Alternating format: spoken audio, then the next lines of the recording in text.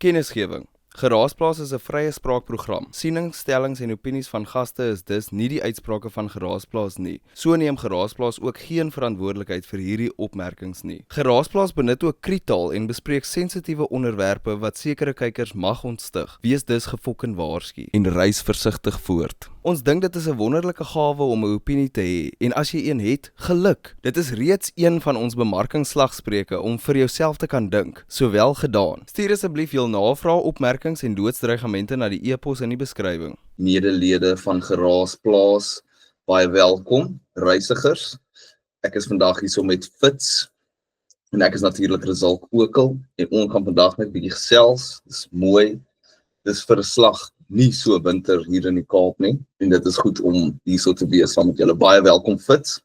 Baie dankie vir die geleentheid om vandag 'n bietjie saam met jou te praat, Noura. Hier skyn die son, maar dit is ook bewolk. So dit lyk maar soos die lewe. Dit is maar, die lewe is maar basies soos jakkalstrou met wolf se vrou tipe vibes. Dit reën maar die son skyn ook. Ja, nee, dit is konstant. Dit is swart en die handvatsel is 'n lem. Handvatsel is 'n lem. So waaroor ek vandag met jou wil praat, Fitz, is kuns. So kom ons begin net met hoe in vandag se lewe moet ons kuns maak. As jy 'n kunstenaar is, moet jy kuns maak met die idee dat jy aandag aan mense verkoop. Ons het almal hierdie groot dopamienfabrieke wat ons in ons sakke ronddra, wat ons elke dag net soos hoeveel ure, 3 ure ten minste, ek dink is die average wat mense op hulle foon spandeer, en dis boomers, dis flippend, die jonger mense is soos nog veel erger. So hoe dan nou in die tyd gaan ons kuns kan verkoop? Wat gaan die nuwe evolusie wees van kuns, soos wat ons aanbeweeg met hierdie nuwe trends, as ek dit nou so moet sê? Okay. Ons 'n paar dinge wat ek kan sê sekerlik. So vir 'n era van aandag verkoop, sal ek sê ons moet dalk spesifiseer wat ons bedoel daarmee. En dit is nou maar eenvoudig, soos wat die woord sal sê, dat ons lewe nie noodwendig meer in 'n era waar as jy dink aan wat mense doen as hulle kuns inneem, so te sprake, dat hulle noodwendig na 'n geleentheid toe gaan waar jy kuns kan ervaar nie, soos 'n galery of wat ook al, of waar hulle 'n fisiese weergawe van die produk koop, so te sprake, soos 'n LP rekord of 'n druk van 'n kunswerk of iets soos dit. Dit is als in die een hand baie Gedigitize. Baie dankie. En as gevolg daarvan is die verskeidenheid en die hoeveelheid kuns wat die average mens toegang tot het, aansienlik meer. En ek voel jammer. Nee, wat ek nou daarmee wil vra is, aangesien daar nou soveel meer kuns is dit dan nou ook 'n afwatering van dit? Want daar is nou soveel meer daarvan, verskillende formate, jy kan dit share op WhatsApp, jy kan dit screenshot, jy kan dit deel, jy kan flip in, jy weet die manier hoe ons kuns in verskillende formate kan distribute, deur verskillende kanale wat ons almal access tot het. Wat sal, dink jy dit water dan nou die bron daarvan af? Wel, ek sal sê, dit laat my dink aan die werk van Walter Benjamin. Hy was 'n Duitse filosoof wat tydens die Frankfurt School geskryf het.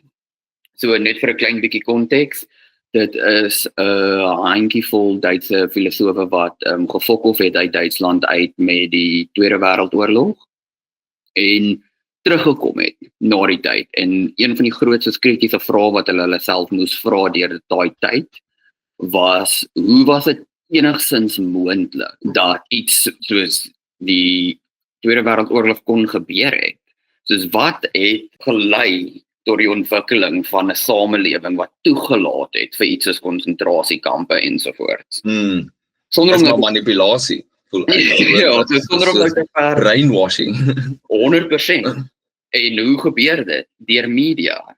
So ek wil nou gesê, sonder om nou te ver af te gaan van kuns, maar dit is 'n belangrike agtergrond vir die rol wat kuns kan speel, maar dan ook die krag wat dit het, maar ook hoe dit kan gehijack word in 'n sin. Maar spesifiek vir jou vraag oor afwatering. Een van die goed waaroor Walter Benjamin geskryf het, is die ontwikkeling van cinema in sy tyd en die feit dat mense makliker toegang kon hê tot 'n enerse kunservaring. Menend, ek kan in Suid-Afrika en jy kan, ek kan waar ook al en jy kan waar ook al reg oor die wêreld, kan ons sit en ons kan dieselfde film kyk.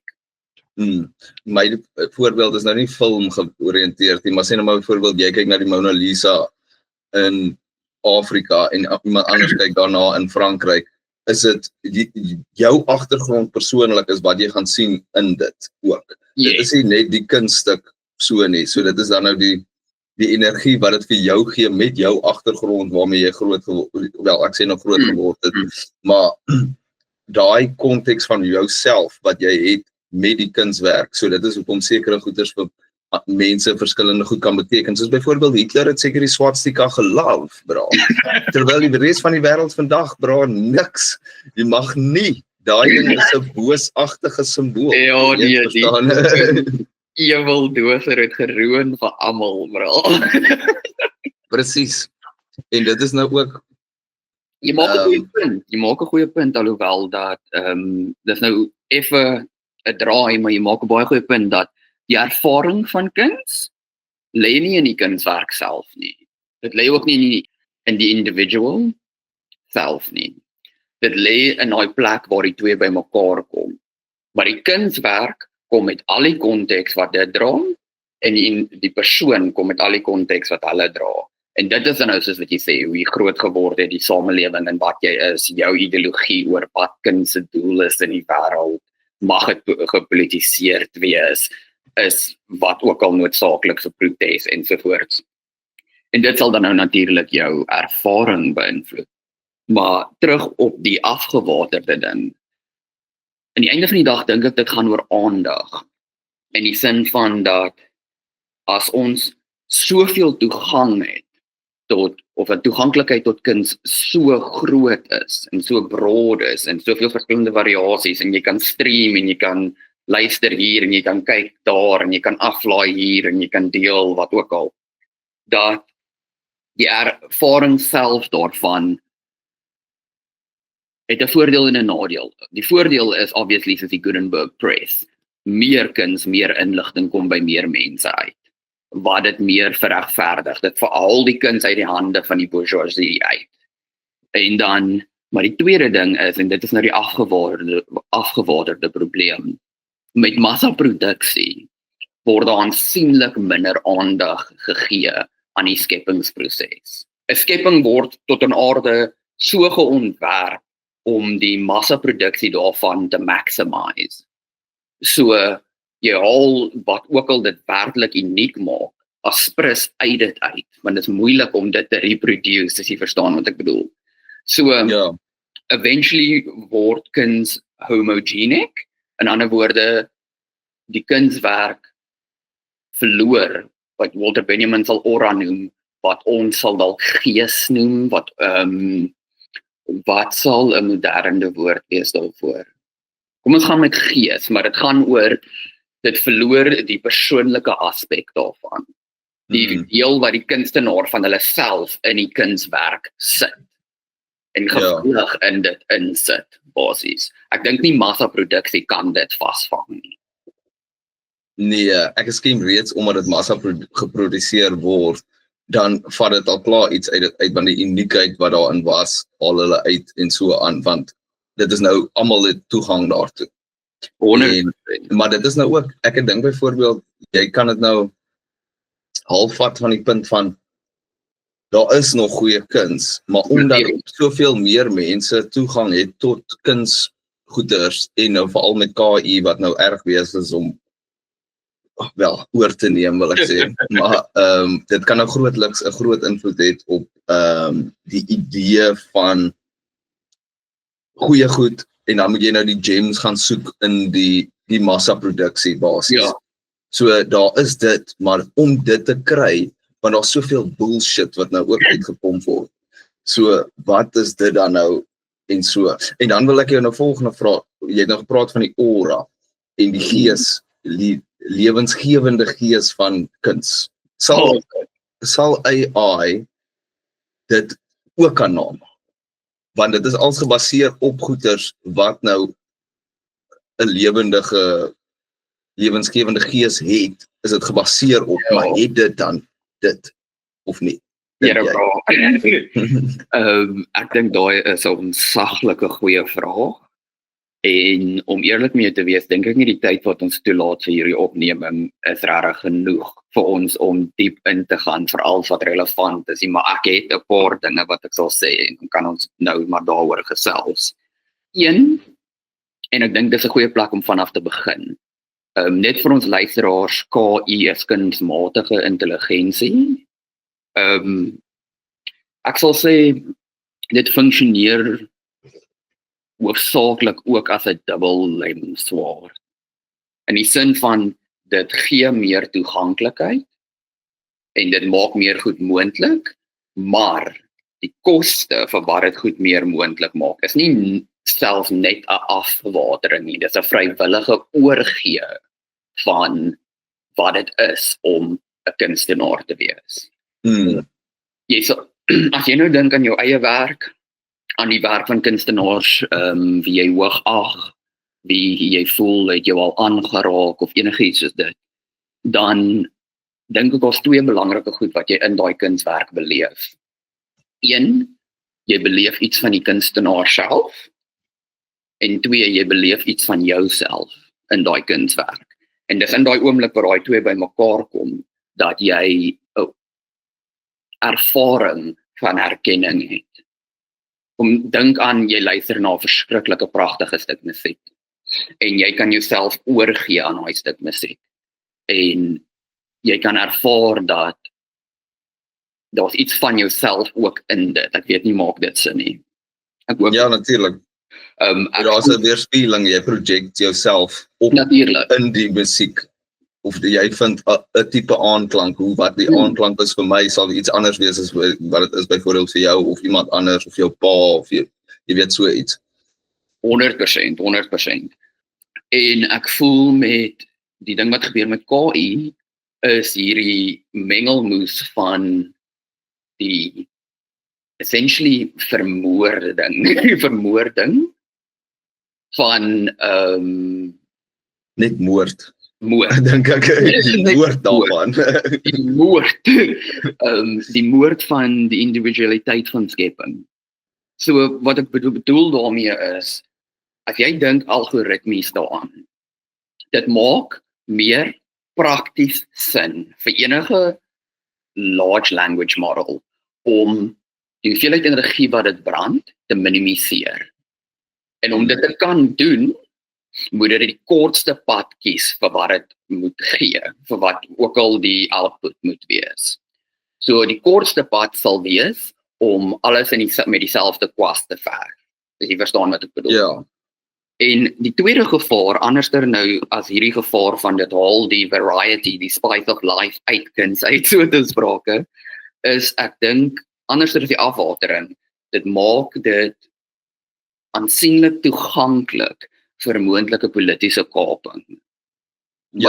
Wat ek bedoel daarmee is, hoe meer gewillig die massas word om hulle individualiteit oor te gee aan KI as 'n voorgeskrewe curator van wat ook al jy moet beleef. So spesifiek kuns, wat 'n kuns, die kuns is wat jy moet beleef en skep en deurgaan, hoe makliker gaan dit vir moeë tech companies of regerings of wat ook al word om propaganda daarin te gly en vir mense om nie vrae te vra daarby.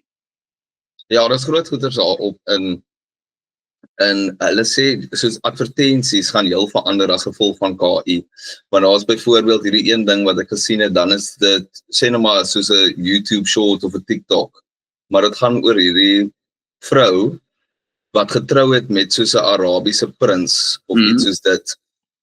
En dan nou haar lewenstyl van wat sy eet, wat moet sy eet, sy word verplig om dit te eet. en wat se vel skedules sy het, van wat se produkte sy moet opsit en al daai tipe goeders. En dan gaan dit nou diep in daarom, hoekom dit help, hoekom is dit goed vir jou, al daai tipe goeders. Dan is die hele storie fake. Daar's nie regtig die vrou wat getrou het met hierdie Arabiese prinsie. Hulle probeer net die produkte wat hulle bemark, wat sy nou gebruik as 'n prinses, bemark hulle. Hier is die link in ons description, gaan koop net hierdie shit, verstaan? So dis al klaar 'n verdraaiing van die waarheid, wat al klaar vir jou iets verkoop. Dit is nou 'n goeie voorbeeld wat jy daarmee sê. Maar wat ek nou ook gedink het met wat jy sê van eintlik is dit maar net 'n means tot 'n end, in die sin van hoe het mense kuns gemaak voordat daar verf was. So daai is al klaar 'n ding, so daai verf is maar net 'n tool vir kuns. Terwyl AI ook 'n tool vir kuns kan wees, maar die extent daarvan wat dit kan doen is geweldig verder. Jy kan video's maak. Soos hierdie video waarvan ek nou net gepraat het van die Arabiese prinses wat bullshit is om mense te breinspoel om hierdie produkte te koop. Dit gaan die nuwe vorm van advertensies wees, voel ek. Want dit is ook kort formaat en die soos lowering attention span van die massas is ook so ding. So hulle sal eers dink aan dis fake of dis nie fake of so, hulle gaan dit maar net koop. Want dit is nou, hierdie Arabiese prinses gebruik dit of so. So jy kan nou soveel die waarheid verdraai en opmaak dat mense dit kan glo. En dit is nou die sheep mentality van mensdom wat nou maar net vererger. Ja, bro, so in daai opsigte bly ons meer as ooit van tevore in 'n era van afleiding. So in 'n sin van, sodra jou gedagtes vir jou te veel raak, of die ervaring van 'n kunststuk self raak vir jou te intiem of te alomvattend, dan kan jy eenvoudig net na jou foon kyk. Of jy kan net in 'n ander rigting kyk en daar gaan iets wees wat jou aandag gaan aflei, wat jou aandag gaan fucking gryp. En ek voel wat gaan gebeur met hierdie, soos hierdie voorbeeld wat jy nou gebruik van hierdie geskepte KI video. Wat gaan gebeur is een van twee goed, of albei. Of ons gaan, soos wat jy al voorheen vir my gesê het, in 'n ander gesprek in hierdie era van ongeloof ingaan waar niemand enige iets kan vertrou meer nie. Ek meen, dit het klaar met die media gebeur. Kyk hoe min vertrou die moderne samelewing die nuus. Maar hoeveel vertrou hulle dan nou vir Facebook? Kak wat hulle op Facebook fopnuus. Aan die ander kant van die spektrum is die mense besig op Facebook as hulle hoofbron van inligting. Ja, bro, so dis nou die tweede ding wat ek wou gesê. Dis om ek gesê het, of albei. Maar wat dan nou terselfdertyd ook waar is mense wat glad nie krities dink nie, wat glad nie selfreflekteer nie, wat nie daai selfbewussyn het van wonder of is dit kunsmatig of nie, wat net 100% dit koop. En die probleem met dit is dat dit gaan grootliks met 'n populasie gebeur wat oningelig is oor die ontwikkeling van KI en die kapasiteit daarvan. Byvoorbeeld as jy deepfake, ja, maar ek moet net gewoon onthou wat jy het noem, as jy 'n deepfake video van een of ander celebrity vir jou ouma wys, gaan sy nie vir 'n volk dink dit is 'n namaaksel van iets nie. Want dis nie 'n frame of reference nie, verstaan jy? So, ek dink die beste wat jy nou maar kan doen in daai opsigte, beide as 'n kunstenaar, maar ook as 'n individu in die moderne samelewing, is om jouself goed in te lig. Jy moet nou maar net jy moet weet. Jy moet soos half jouself expose daaraan om te weet hierdie is waarheid, hierdie is nie waarheid nie. Jy moet leer, dit is 'n ding wat jy jouself is 'n ongoing ding en onthou, ek dink is ook in 'n ander gesprek wat ons gehad het van KI is besig om so vinnig te evolve dat as jy nie eers 'n vinger op die pols het nie, dan gaan jy nie vir 'n volk weet wat aangaan nie. En ek is self wat baie visueel met KI werk en so aan, is ek kyk daarna, verstaan, jou oë raak gewoon daaraan vir wat jy moet uitkyk voor om te sien of dit werklik of nie werklik is nie ensovoort. So dit, maar ander mense byvoorbeeld wat glad nie blootgestel word daaraan nie, hulle gaan nie weet wat of dit werklik is of nie, verstaan. Dit is 'n oefeningsproses, maar die proses waarmee dit evolve is so vinnig dat jy nie kan half byhou nie. Of dit is so onvoorspelbaar van wat dit gaan word oor 'n jaar se tyd, oor 2 jaar se tyd, oor 10 jaar se tyd. So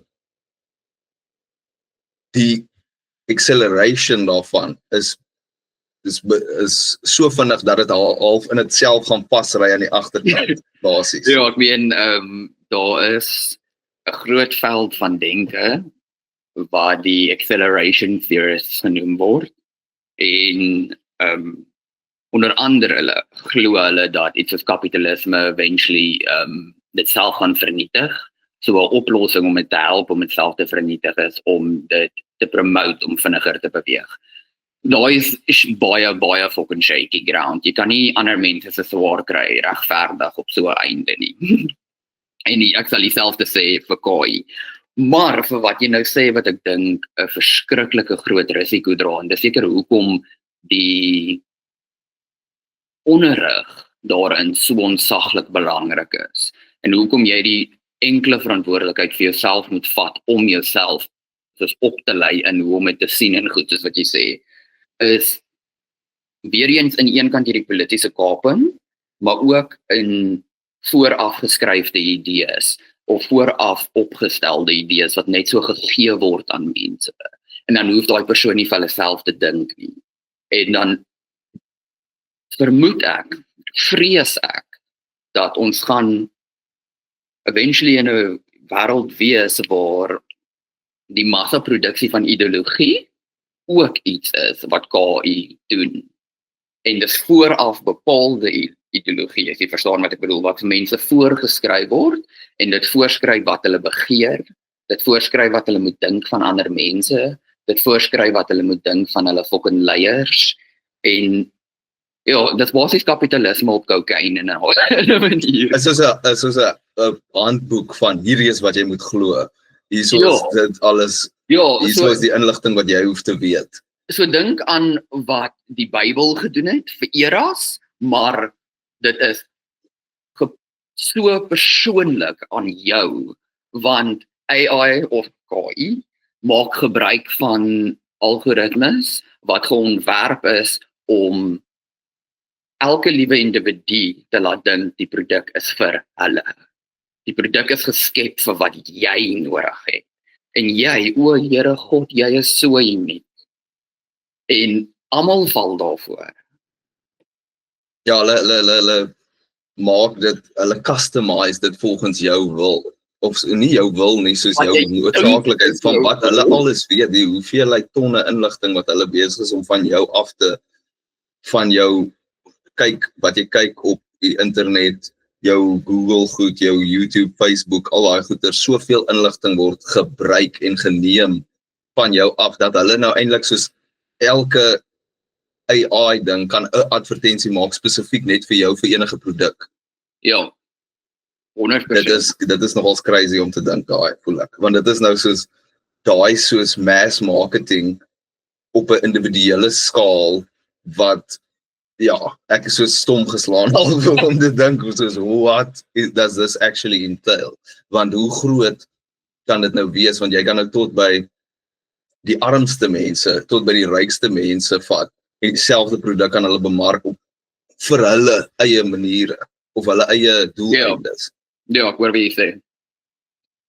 So, dan met dit die sustainability aspek van kuns is nou ook, ons het nou gepraat van die hoeveelheid massa goeders wat jy kan gemaak word en dan nou ook tot op watter individuele skale dit gemaak kan word. So is om kuns te maak wat jy eintlik na in jou hart is en wat vir jou iets beteken wat nie wat organies is, kom ek sê so. Ja. Is dit nog sustainable om dit ooit te doen met die cost of living? Mense kan nou byvoorbeeld AI net gebruik om, ek wil 'n mooi ding hê wat ek in my huis hang, maak vir my 'n hoë resolusie image van hierdie bla bla bla bla en dan doen hulle dit en dit is nou mooi genoeg vir hulle, so dan wis jy nou half die mense wat organiese kuns maak uit in daai proses. En dan is dit dan nog moontlik of nodig vir jou om kuns te maak om te verkoop, om nou om hoor wat jy sê, 'n hoor wat jy lewe te maak daarvan as niemand Ja. belangstel nie. Soos hoekom sal jy boeke skryf as niemand lees nie? Ja, Dit is die hoor wat jy sê, so basis daarvan. dit gaan nou oor meer as net kuns vir kuns se sake. Dit gaan oor die lewe van die kunstenaar en dan nou ook die livelihood van die kunstenaar. Ek sal sê daar's 'n verskriklike morbied uitkyk wat jy kan vat en dit is basies wat jy nou reeds beskryf het, waar almal eerder gebruik maak van AI want dit is maklik, dit is toeganklik, jy kan iets kry net vir jouself en jy hoef nie te dink aan wat dit werklik kos nie. Wat ek daarmee bedoel is jy hoef nie te dink aan die fucking aarde wat verkrag word vir servers om afgekoel te word of enigiets is dit nie. Jy kry net jou fucking DALL-E gemaakte prentjie en jy print dit en jy hang dit op en daar gaan jy. Alhoewel wat ek sal sê, wat ek verwag sal gebeur in meer ek sal sê meer open-minded mense, maar ook spesifiek kunstenaars wat kuns van ander kunstenaars koop, gaan dit al hoe meer begin te raak oor die imperfeksies in kuns. Want enigiets wat 'n mens skep, sal 100% imperfek wees, want daai individu het dit geskep. En daai individu skep daai individuele kunswerk, soos wat net hulle kan, soos wat elke gebeurtenis al deur hulle hele lewe gebeur het, om hulle tot op daai punt te bring, dat hulle daai spesifieke, kom ons sê 'n beeld, kom ons gebruik 'n beeld as 'n voorbeeld, daai spesifieke beeld kan kerf soos hulle dit kerf. En wat gaan gebeur met dit is, jy gaan al hoe meer bespook, as jy verstaan wat ek nou bedoel, fisiese kunswerke gaan weer begin te verkoop. 100%. Ek het gedink al soos byvoorbeeld geskets met pen en potlood Ja, of so. Dit gaan nou weer groot op on the rise wees, want dit is actually soos 'n fisiese ding wat geskep was deur iemand. Deur 'n So mens. daar's 'n fakeheid. Of Ja. wel, ek sê nou fakeness, maar ek dink nie dit is fakeness nie. Dit ja, is nie, dis organic. Dis nie inorganic nie. So met dit gesê dan nou verf en so aan. Dit is nou ook weer kom ek terug op is daar wat was kuns voordat daar verf was? Byvoorbeeld, of weet die mense, want die tools het ook kuns gepromote, Ja, want dit en sou nie verander. moontlik gewees het sonder die tools nie. So daar's 'n baie, so AI kan ons nou ook gebruik as 'n tool daarvoor. 100%. En dit is nou die ding, soos moenie net AI gebruik om vir jou kuns te maak, jy gebruik dit as 'n tool om jou kuns te help maak, in plaas daarvan om net generate me 'n image of bla bla bla en dan doen dit en dit is nou sharp, dis nou dit en so. So dink jy AI het 'n aura, bra? Soos in wat jy nou gepraat het van daai. Soos die image generational goeders en so, dink jy dit het 'n gees? Okay, so ek sal twee goed sê. Eerstens, oor wat jy gesê het van, jy kan dit ook net gebruik as 'n tool, as gereedskap. Daarmee stem ek saam. Ek voel dat die regte pad sal wees om beste te sien hoe om dit krities te gebruik. Sonder om dit al die mag te gee, maar om dit te gebruik om kuns meer toeganklik te maak. Om kuns meer vir die alledaagse mens te maak. Ek is nie teen dit nie, glad nie. Tot die sin dat ek voel, daar's baie kunstenaars wat 'n werklike goeie werk doen, waar hulle AI 100% soos integrate in hulle proses in. Maar hulle maak hulle keuses. Of hulle maak, bliksem dink ek aan iets, Brian Eno, weet jy wie's dit? Die naam klink bekend vir my. Okay. Hy's 'n music producer. Jy sal seker al van sy werk gehoor het op David Bowie albums of op U2 albums. Maar hy's ook verskriklik bekend in die ambient music bedryf as een van die mees groundbreaking, innovative ambient musikante van die laaste fucking 200 jaar. So hy en Robert Fripp het tegnologiese goed gedoen in die 80s en die 90s wat niemand anders daaraan gedink het nie. Soveel so dat hulle nuwe audio effects gaan werp het en allerhande kak. So hy het nog altyd ambient musiek gemaak op soos die edge van tegnologie. En soos tegnologie beter raak, incorporate hy daai nuwe tegnologie in. En iets wat hy huidiglik doen in sy studio, is hy gebruik 'n generative AI model om stukke wat hy al vir jare lank opgeneem het, te vat, op te sny, 'n nuwe orders bymekaar te sit, en dan speel dit konstant in sy studio. En wanneer hy iets hoor wat hy van hou, dan druk hy record. En dan rekord hy 'n snippet daarvan, en dan of bære hy dit, of hy gebruik dit vir iets, of hy voer dit terug in die model in. En so fucking create hierdie ding konstant nuwe musiek uit sy musiek uit. So hy bepaal die dataset wat in dit ingaan, en hy bepaal wat van die uitset gehou word. En hy sien dit as 'n collaborative attempt. Dus dis nog altyd hy en sy masjiene wat musiek maak. Maar dis wat ek dink, ek dink dit is 'n goeie voorbeeld van wat ek bedoel met dit is 'n tool gebruik in plaas van dat dit jou kuns word. Gebruik dit as 'n tool om jou kuns te maak in plaas daarvan, dink ek dit is die eintlike doel daarmee. Is dieselfde soos wat ek met my verf metafoor.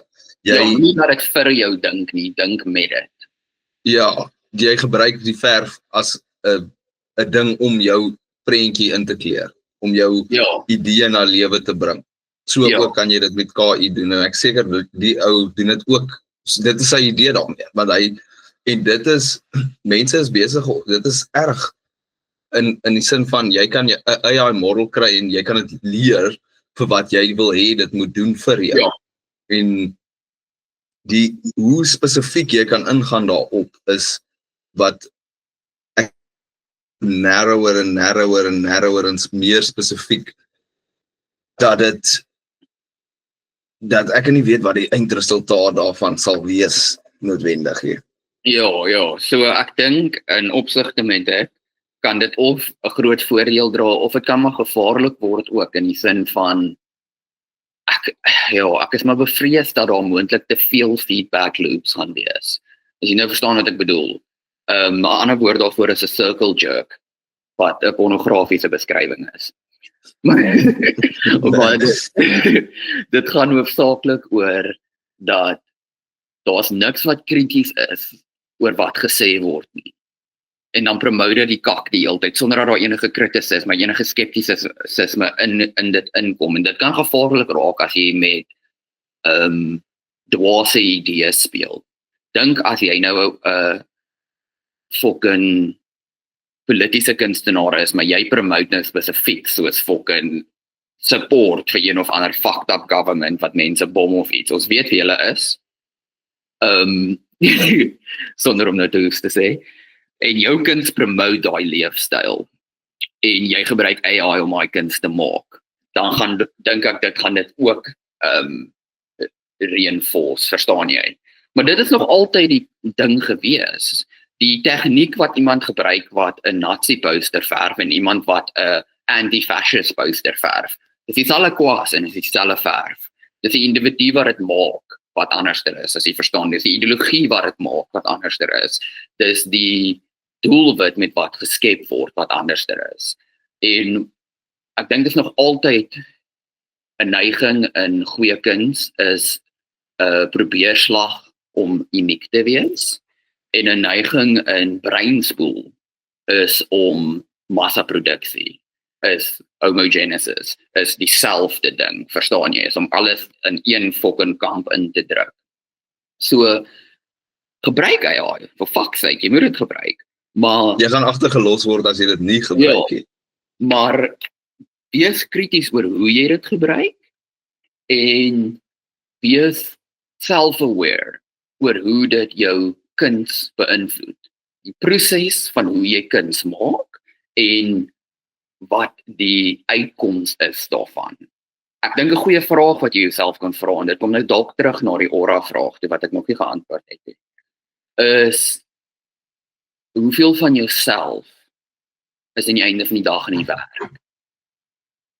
Ek verstaan as jy nou verstaan wat ek bedoel. As jy nou Ja. klaar AI geïncorporate het en jy het klaar die kunswerk gemaak, alhoewel klaar is 'n baie subjektiewe term in die sin van kuns. En stap net terug, vat 'n tree terug, kyk daarna, luister daarna, lees dit wat 'n fok ook al en vra vir jouself hoeveel van jouself sien jy daarin. Ja, en En- as jy nou iets net AI generate, dan gaan jy die Hoeveel kans van jouself sien jy? die kans dat jy iets van jouself daarin sien is baie skrams. Maar Ja. dis nou ook ek het vanoggend het ek so ding gekyk en praat hulle van Michelangelo se 16th Chapel en dan is daar die prent van Adam en God wat nou so hulle vingers uitsteek en die vorm waarin God is met die engele is presies soos 'n brein, 'n mensbrein gevorm. En nou wonder ek, was dit beplan gewees deur Michelangelo of was dit nie? En dit is nou, het hy dit opsetlik gedoen of is dit nou maar heel toevallig? En dan kom ons vat die voorbeeld van as dit toevallig was. Is dit kuns wat reality imitate of is dit reality wat kuns imitate in 'n sin? Soos in daai synchronicity wat plaasvind, dit kan nou heel toevallig ook wees, maar hoekom is dit toevallig? Verstaan jy wat ek bedoel? Wat maak dit dat dit so is en nie dat dit nie so is nie? Hoekom kon dit nie 'n menslike hart gewees het byvoorbeeld ook nie? Verstaan? Ja. Of een of ander goeters en is dit nou daai synchronicity wat plaasvind sonder die kunstenaar se wete daarvan? En is dit ook, dink jy dit sal ook so met KI wees? So sê jy nou maar byvoorbeeld jy vra vir iets. Kom ons sê KI was 100 jaar terug of in die tyd van Michelangelo beskikbaar. En jy tik in dit moet die 16th Chapel vir jou maak, sonder dat daar was nog eers 'n 16th Chapel nie, so daar's geen reference vir die AI om dit te maak nie. En dit maak dit dan nou. Sal dit dieselfde effek hê as wat hy nou die onopsetlik of opsetlik die brein vorm gebruik het vir dit, verstaan? Dit is nou maar 'n groot what if vraag. Nee, speel nou hier met verbrande hout, maar thought experiments is baie belangrik. Dit is 'n belangrike manier om jou gedagtes agter mekaar te kry in 'n sin. En om net te dink aan moontlikhede. So, kom ek begin by die weerspieëling van realiteit in kuns. En die vraag van weerspieël kuns realiteit of weerspieël realiteit kuns. Ek sal sê albei posisies het goeie rede agter hulle, maar ek sal sê ek dink kuns was tot 'n mate maar nog altyd 'n leidspreker vir die samelewing. So wat gebeur in die samelewing word net beter en meer kreatief uitgedruk in kuns. En daarvoor sal alle kuns altyd 'n produk van sy tyd wees. Menend daar's konteks tot kuns. Kuns kan universeel wees, kuns kan oor verskillende kulture en tydperke en goed vir mense verskillende goed beteken. Ek meen jy kan Shakespeare nou lees en dit kan vir jou iets baie wonderliks beteken. Dit gebeur. Ons kyk na kunswerke wat honderde jare oud is. Ons luister klassieke musiek. Ons gaan kyk na grotte waar mense in die mure gekrap het en kap. Maar daai spesifieke skepping van daai kuns het gebeur in daai spesifieke konteks. So as ons dan nou kyk na Michelangelo se 16th Chapel stuk, dan moet ons dink aan die era en waar dit geverf is, en ons moet dink aan wat gebeur het in die gehele zeitgeist van die tyd, oor die konsepsie van wat die mens is.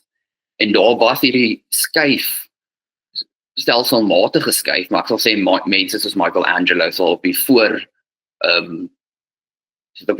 voorfront geweet het daarvan, van meer en meer besef dat wat 'n mens maak, is jou kapasiteit vir rede.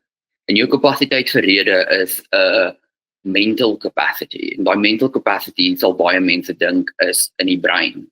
Die mind is in die brein. En ek sal die argument maak dat God in die gestuk, soos in die geverfde stuk, teen die plafon van die Sixtine Chapel, aspres soos 'n brein lyk. En dat dit selfs 'n bespiegeling is van die autonomie van die tyd wat dit gedoen is, maar dan nou vir die vraag, as ons nou moet dink, wat as ons nou 'n AI model gehad het in daai tyd en ons het daai AI model gevra om dit te verf en ons het Michelangelo se brein gehad om AI te prompt, wat sal die resultaat gewees het? En ek dink ons sal min of meer moontlik dalk op dieselfde plek uitgekom het, want as jy dink aan wat Michelangelo sou gereference het, sou dit al die eras van Griekse beelde en, as jy nou verstaan wat ek bedoel, soos wat noem mense dit, marmer beelde en die verskriklike groot merel wat geverf was in plekke soos Pompeii en dan nou geloofwaardige kuns in geheel sal goed wees wat hy in ag geneem het. So die Sixtine Chapel is nie die eerste kerk wat volgens Saints en goed in het wat geverf is nie. Dit speel 'n baie belangrike rol in die geskiedenis van nie net Christen geloof nie, van alle geloof. Kuns speel 'n baie groot rol in kulturele practices in general. So tot 'n mate kan ek myself indink as jy net die regte dataset gegee het aan AI, sal dit by min of meer 'n soort gelyke ding uitgekom het. Hier dink ek is die kritiese verskil. Ek dink nie 'n AI model het die kunsvernuf wat iemand soos Michelangelo het nie. Nee. Of haat dit nie. As jy moet dink hoe ontsaglik fucking lank dit moes vat om iets soos die Sixtine Chapel te verf, is daar konstante selfrefleksie in die skepingsproses. Die hoeveelheid keer wat jy aan die einde van die dag moet op die grond gaan staan, afklim van jou scaffolding af, op die grond gaan staan en terug opkyk na wat jy maak, gaan elke liewe keer verander wat jy dink waar daai stuk gaan word. En sover dink ek, of hoop ek, daai is 'n unieke menslike aspek van kunsmaak. Ja, en dit is nou die ding ook, soos byvoorbeeld, ek verstaan nou die tydperk wat dit vir hom gevat het om al sy kennis te kry sodat hy die vernuf het om dit te gemaak het en so. Maar dan byvoorbeeld, jy kan aan die ander kant redeneer dat KI is, daar word soveel inligting ingepomp daarin. So is dit nou eintlik al honderde jare in konteks, honderde jare se inligting wat die ding al ingeneem het, baie langer as wat Michelangelo gelewe het, sy hele leeftyd, langer, meer inligting as wat dit nou ingeneem het en so. Maar daar is nie gevoel agter dit, dink ek persoonlik. Daar is nie jy kan dit nou als weet. Ek dink as jy sê net maar al daai inligting as 'n mens moes ingeneem het, jy sou ontplof. Dit is soos daai een movie, dan sê die vrou, I wish, dit is in Indiana Jones, dan sê die vrou, I wish I knew everything. En dan basies soos fucking over daai daar brein en sy vrek basies, soos die kennis is te veel. En dit is nou, die een ding is die menslike kapasiteit van kennis, en dan die ander een is tyd, waarin dit vir jou gegee word, soos in, as dit nou, sê nou maar, as jy ewe skielik alles sou geweet het, dan sou dit, jy self sal verdwyn, want wat jy is met al daai inligting en konteks, sal verwyder word van dit alles, verstaan. Jy gaan nie meer jouself sien in al daai massas inligting. En dit is nou dieselfde met KI, sien KI dit self, met al die massas inligting wat vir dit gegee word.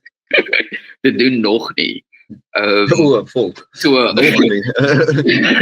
So om jouself in iets te kan sien, vereis daai self-awareness. En dit is wat large language models nog nie het. Is daai konsepsie van bewussyn wat apart is van ander bewussyne en wat die kapasiteit het om te reflekteer op dit self. Het is vreeslik interessant. Ek wil sê 'n belangrike ding wat in ag moet geneem word, wat jy nou net gesê het, is alhoewel dat geen menslike intelligensie is die kapasiteit van daai een individu in daai enkele oomblik van skepping nie. Dit is alles wat al met die hele mensdom gebeur het vooraf ook. Jy weet nie alles wat jy weet, net as gevolg van wie jy is nie. Jy weet alles wat jy weet as gevolg van elke liewe mens wat al voor jou kon lewe, wat opgefok het, waarvan af jy kon leer. En jy selfs gesucceed het ook. Ja, natuurlik. Ja, dis die volgende wat ek wou sê. Want kyk my argument dan, soos kom ons dink aan jou headphones wat jy op die oomblik dra. Iemand moes dit ontwerp het. Iemand moes met dit geëksperimenteer het vir jou om dit net te kon koop en dit in te kan plug en dit werk. En mense vat dit, of wat is die Afrikaanse woord daarvoor? Taking something for granted? Ja, kom ons sê maar net taking for something for granted. Okay. En dink dat hulle eie intelligensie is die limiet van hoe slim hulle dink hulle is. Maar jou intelligensie strek baie verder as dit. Jou intelligensie is hoe slim jou spesies is. Dit is hoe slim die geskiedenis is van 300.000 jaar, dit is hoe lank Plus minus. aliens nou al bestaan. En ons loop nie eers nie, ons fucking bungee jump en spring op trampolines op die rug en die skouers van fucking reëse. In die sin van, ek het al die metafoor aan jou verduidelik. Ons kan so ver sien, soos wat ons sien, omrede ons staan op die geskiedenis van die mensdom. Ja, Die naaiers hieronder het in mure vasgekyk. Maar hulle het geklim en geklim en geklim en geklim en geklim. Ek meen dit, ja, het klink amper soos Plato's Cave. Maar in 'n geval. En in daai sin as jy dink aan wat large language models tans is dit net 'n stelsel, 'n stelsel wat daai groot perspektief baie makliker in ag neem. Wat ek daarmee bedoel is, niks van die data wat AI tans toegang tot het, is nie data wat 'n oorsprong in mense het nie. Ons het die oorspronklike data gemaak wat large language models gebruik. Ons het die taal ontwikkel wat large language models gebruik. Ons het die coding ontwikkel, en ons het large language models gebou. Die punt daarvan is dat dit is nog nie onafhanklik van ons nie. En Nee. ons het hierdie neiging om te praat asof dit 'n ding is wat op sy eie is en wat dit self skep, maar die realiteit daarvan is sonder ons kan dit niks doen nie. ja. As jy Ek is verstaan wat ek bedoel. Ja, 100%. Dit is hoekom dit gemaak het. As jy nou met jou metafoor werk, dan AI staan op die skouers van die hele geskiedenis van die mens. Nie die geskiedenis van die heelal nie die geskiedenis van enigiets anders. Al daai inligting gegee, so dit staan op die mensdom se geskiedenis se skouers. Want dit is al wat dit ken. Dit is nie asof dit al buite gestap het en gedink, die lug is mooi blou, of waar's 'n voël wat vlieg, of so nie. Ons het dit vertel van dit. Dit is hoe dit weet. Dit is nie omdat dit 100%. Ja, 'n eie ervaring wat dit gehad het om te kan weet van ietsie, soos in die heelal byvoorbeeld, of die son. Dit weet net van die son omdat ons het vertel het van die son. Ja, ek het nog nie na die son gekyk of die son op vel gevoel of probeer konseptueel begryp dat elke sonnestelsel in die heelal moontlik lewe kan hê of enigiets is dit nie. En ek dink dit bring ons terug tot sekerlik die belangrikste vraag wat ons nou al gevra het vir hierdie episode van Geraasplaas. Of KI aura het, KI gees kan hê. En ek dink nie jy kan gees sonder ervaring hê. Ek dink ervaring is dalk 'n vooraf vereiste vir aura om te kan bestaan. Beide in die skepping daarvan, maar ook in die ontvanging daarvan. So as jy argument behalwe dink aan voor 'n kunswerk staan. Ons praat nou hier van 'n visuele kunswerk vir die argument. En jy kyk werklik daarna en jy laat gaan van jou bekommernis en jy laat gaan van afleiding rondom jou en jy laat toe vir daai kunswerk om jou in te sluk, dan het jy werklike estetiese ervaring, as jy verstaan wat ek bedoel. En daai estetiese ervaring sal vir ewig elke liewe kunststuk wat jy nog weer maak beïnvloed, of jy bewus is daarvan of nie. Selfs met musiek, elke keer wat jy al op jou rug op die vloer gelê het en jy het musiek geluister en jy het oorgegee aan daai kuns, en dit het vir daai oomblik jou bewussyn verander. Dit het direk in jou lewe beïnvloed daarna, is die punt wat ek seker nou maar probeer maak. En kuns, bo baie ander goed, het die kapasiteit vir daai, wat is die woord, die kapasiteit vir daai channeling, vir daai jou saam met dit vat in ervaring in, baie meer as ander ervarings, sal ek sê. En jy is al, nee, ek het gedink nou byvoorbeeld van aura en so, het ek gedink aan Dostojewski se boeke, byvoorbeeld, want daai is nou iets wat jy kan saam met jou dra verder, verstaan, en dit is als gebaseer op sy ervaring, en dit is wat hy in sy boeke ingesit het, dit is wat jy sien wanneer jy dit lees, al daai tipe goeders, is nou maar net 'n voorbeeld en 'n aanlassing tot wat jy nou gesê het van, as jy na visuele kunste kyk, as jy daai lees, dan soos daar's 'n sekere begrip wat jy kry vir waarvan die bra praat. 100%, en as ons dink aan geskiedkundig, waarvoor kuns gebruik was, is dit aan die een kant natuurlik gewees vir soos myth, om stories oor te dra, om morele lesse oor te dra, sulke tipe goed, jy weet, en om tradisies te vorm en om kultuur te vorm, maar aan die ander kant, geskiedkundig was kuns ook experience of divinity.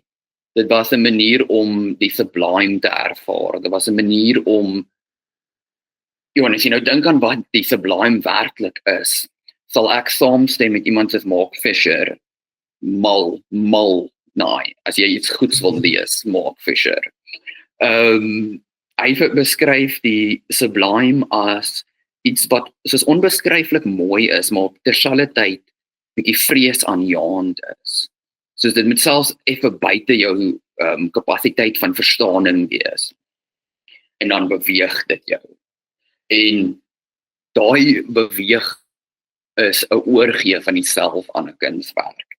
En ek dink nie jy kan kunswerk skep wat daai kapasiteit het, sonder die kapasiteit om kunswerk te ervaar wat dit reeds doen.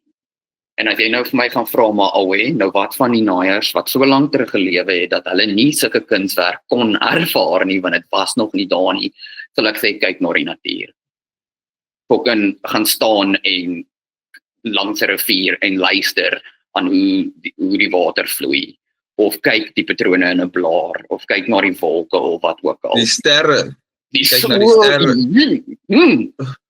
Die sterre, die son, soos die far out, die maan byvoorbeeld in die aand, en dit is nou ook daai, soos piramides. Die piramides was gebou volgens sterre konstellasies. Dit was nie, so dit is nou ook daai ding van, om te rekord.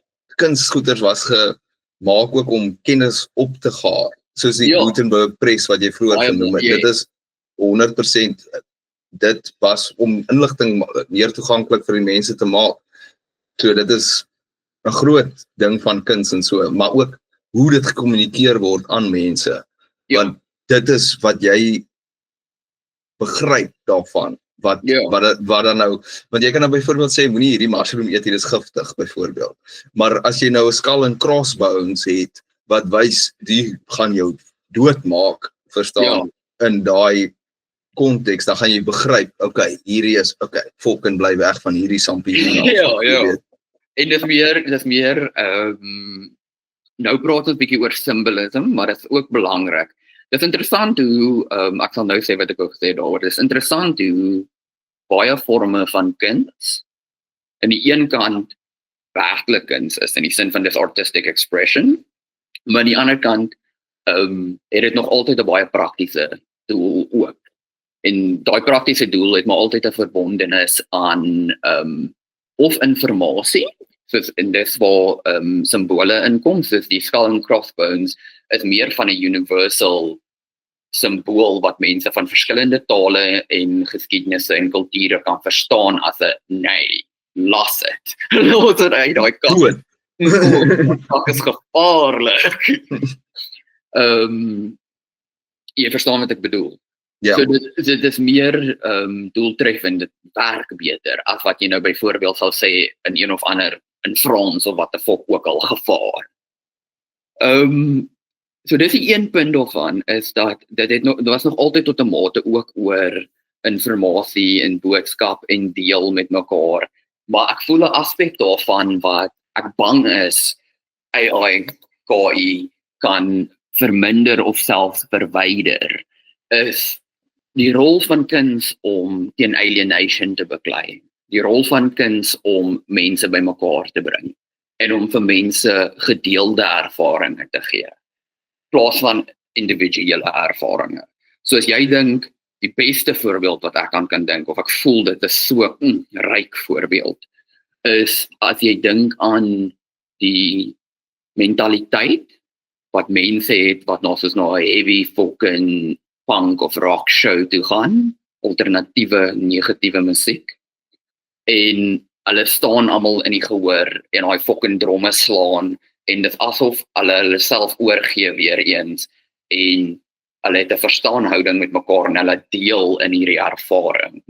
Ek dink dit beklei teen die alienation en dan nou die eensaamheid wat kapitalisme opvreet. Omdat hoe meer eensaam jy is, hoe meer begeerte het jy, hoe meer kan jy geëxploit word, hoe meer kan hulle geld maak. as Charles Manson, bro. Ek weet wat mense geoortuig het om ander mense te gaan vermoor, jy weet. Jy verstaan, deur om hulle te isolate en deur om hulle te alienate. Drugs, hierso gaan maak mense dood. Ons moet 'n reiswar begin. Here, Dit is wat belangrik is nou. Maar die punt is, so ek wonder of ja, dis dalk meer van 'n vraag as wat dit 'n statement is. Of KI daai kapasiteit gaan verminder of vermeerder. As ons dit reg gebruik, dan kan dit dalk vermeerder. Maar ek voel die neiging daarvan, oordat dit aim at homogenesis, is die neiging daarvan om alienation te promote, om mense onbewustelik meer en meer alleen te laat voel basies, deur om nie gedeelde ervaring toe te laat nie. Wat nou effe teenstrydig klink, as jy nou dink aan die feit dat wat AI doen is dit al die uniekheid uit kuns uit en dit maak alles basies 'n reproduction van dit self. En so almal het 'n enige ervaring, maar in daai enige ervaring ervaar jy nie die ander nie. Wat ek bedoel met die ander is ander mense. En deur om nie die ander te ervaar nie, is daar nie 'n ander om mee te relate nie. En ek dink aan die einde van die dag gaan dit moontlik lei tot meer eensaamheid, tot meer alienation. Ek hoor wat jy sê, maar ek dink byvoorbeeld dit gaan vir 'n generasie so wees, dan gaan die volgende generasie sien, oh shit, hierdie ding het my voorvaders, of dit is nou soos jou ouers, opgefok, eensaam laat voel, al sulke goeders, kom ons doen dit dan nou meer as 'n inclusive ding om met mense te werk, met dit so dis nou weer daai, ek dink deur generasies gaan daai uitkyk oor die majority van mense verander. Dit gaan nie net so wees, so nie, volgende generasie gaan wees dalk heel die teenoorgestelde wees daarvan, omdat hulle gesien het hoe dit die vorige generasie opgefok het, of bevoordeel het, of wat ook al, jy weet, daar's 'n groot, dit gaan ook want ek dink nie dit gaan ergens heen gaan. Nee. As jy 100 jaar terugvat, was daar mense wat, wel, dit is seker nou al meer as 100 jaar terug, maar hulle het gesê, ons gaan nooit kan vlieg nie. Vandag is daar mense wat fucking vliegtuie in hulle agterplase bou. Dit is dit is obviously nou nie vastly toeganklik vir almal nie, maar dit is moontlik. So in daai opsigte is dit effe selfs onmoontlik om te dink aan alles wat nog in die toekoms gaan gebeur, wat moontlik gaan wees, wat toeganklik gaan wees. En tegnologie soos dit ons verstaan is eksponensieel. En die is dalk 'n vraag vir 'n volgende episode van hierdie potgooi. Of ons tegnologiese en ons vir die gebruik van 'n beter woord spirituele ontwikkeling teen dieselfde pas vloei. En of ek meen daar's baie mense wat hier oorskryf dat daar gebrek is aan die een en te veel aan die ander een. Maar vir wat jy nou gesê het van dit gaan vir 'n generasie dalk so wees en dan gaan dit weer verander. Ek hou van hoe optimisties jy is. Jy neem aan dat mense leer van geskiedenis. En ek hoop dit is. Nee. Nee. As jy na geskiedenis kyk, dan leer jy dat mense nie van geskiedenis leer nie. Maar dalk is die keer, dalk is dit die exception. Ek dink ons as mense leer tegnies net van die vorige geslag. Ja, ons leer nie van niks verder as dit nie. Dit is of die majority mense ten minste. Ja, hulle leer net van die vorige geslag. Jy leer van jou ouers en dis dit. As jy bietjie verder kyk, dalk jou ouers se ouers. Kom ons sê 2 generasies dan, wat jy van leer.